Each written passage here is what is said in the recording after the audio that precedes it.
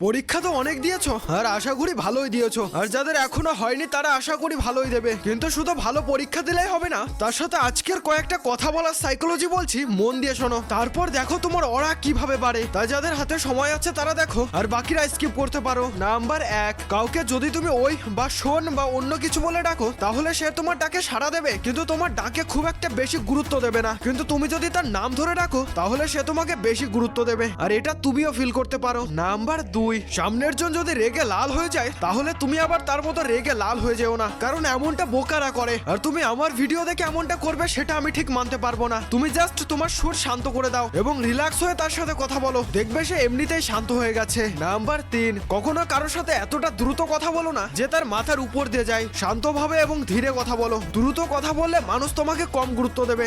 Number 4, কাউকে যদি তুমি প্রশ্ন করো এবং সেই প্রশ্নটা সে যদি এড়িয়ে যায় তাহলে তুমি তার দিকে কিছুক্ষণ তাকিয়ে থাকো, সে চাপে পড়ে সত্যটা বলে দেবে। আর সাবস্ক্রাইব করতে জোর করবো না, তুমি আগে ভিডিওগুলি দেখো তারপর সাবস্ক্রাইব করো।